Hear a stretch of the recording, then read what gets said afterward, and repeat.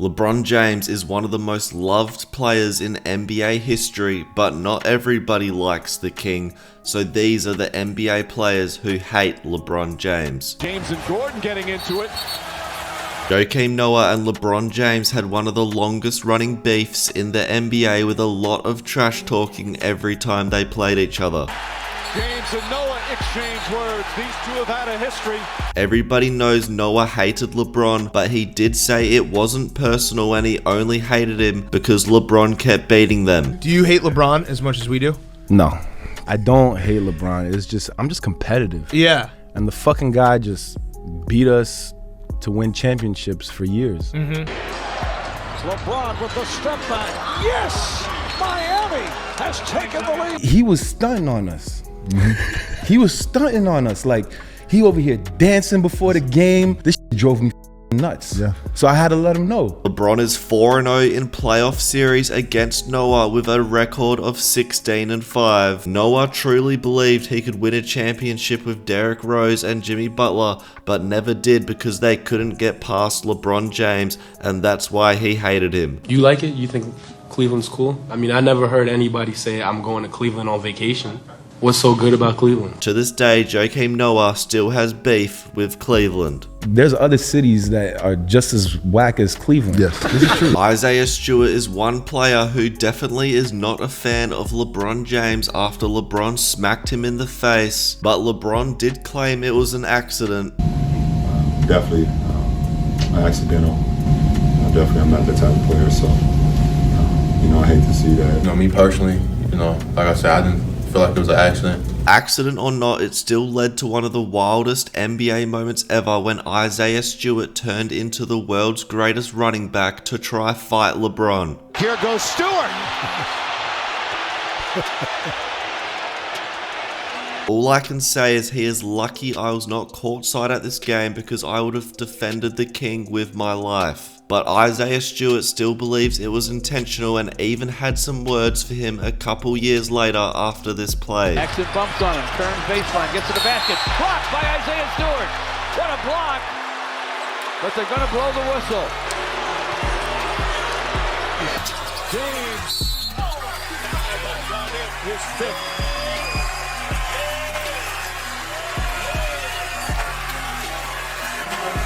Kevin Garnett and Paul Pierce are two of LeBron's biggest haters to this day, and they still believe LeBron James only left Cleveland because he was scared of them and couldn't beat them in the playoffs. We broke LeBron. In Game 5. So get your ass out of here with that, all right?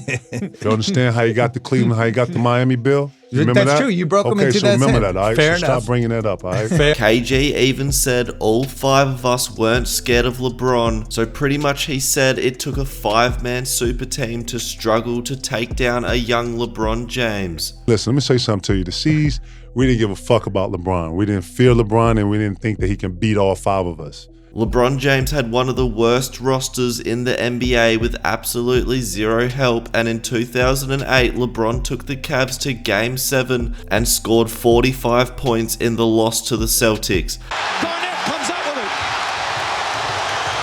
Rondo to Garnett. And then when they met again in 2010, the Celtics would win in Game 6 with LeBron averaging 27 points, 9 rebounds, and 7 assists. James, another three. It's good. Back-to-back threes for LeBron James, and it's a 4-point game. With the next highest scorer on the Cavs being 13 points, which was a 37-year-old Shaquille O'Neal. LeBron James then joined the Heat and would humiliate the Celtics in 2011.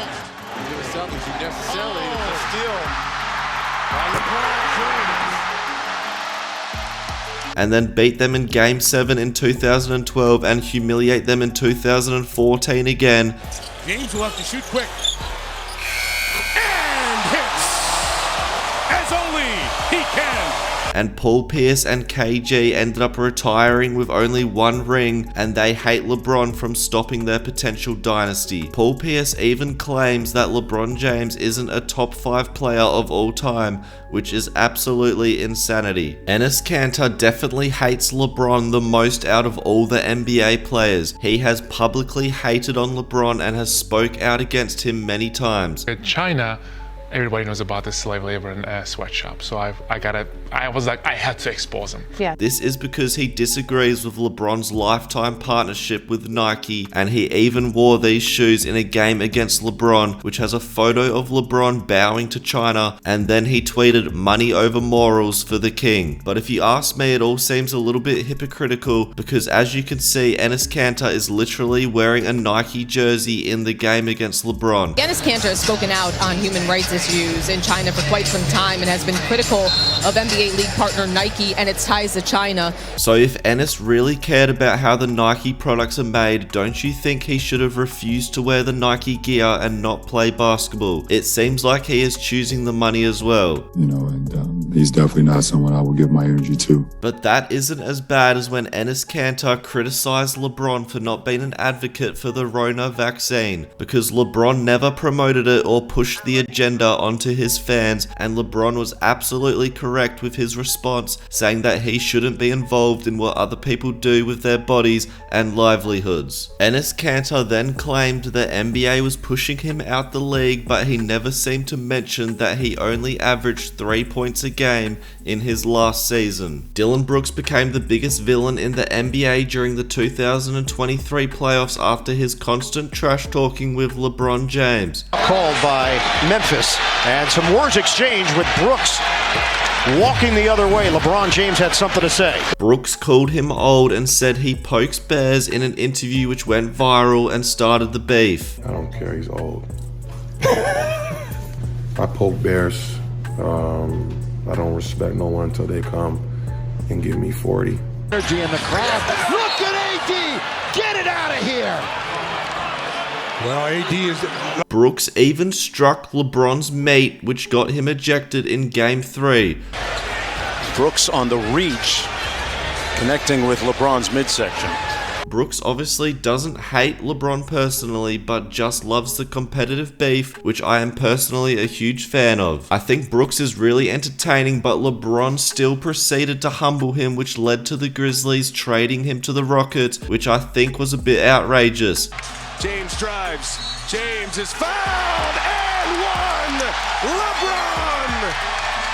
The Grizzlies definitely used Brooks as a scapegoat for their loss to the Lakers. Brooks isn't the first player to be humbled by LeBron and won't be the last, but his beef with LeBron didn't end there, and they still trash talk each other religiously to this day. Another Grizzly with no love for LeBron James is Ja Morant, and this started when Ja said he was fine in the West, which pretty much meant he wasn't scared of LeBron and the Lakers. Who do you look at around the league as you're studying and say, we're going to have to run through them? Celtics. No one in the West. Nah, I'm fine in the West. But we all know what happened in the playoffs that year. And then the next year, LeBron James got a game-winning dunk against the Grizzlies and laughed in Ja's face as Ja pushed him away.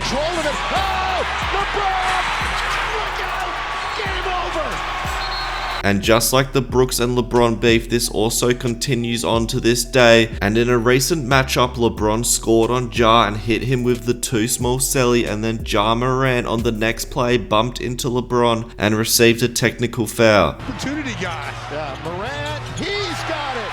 Back and forth we go in the final minute of the first half. Ja Morant has also said he wants to dunk on LeBron and has attempted to many times. I think this is one of the coolest rivalries in the NBA between two of the most entertaining players, and I hope it continues.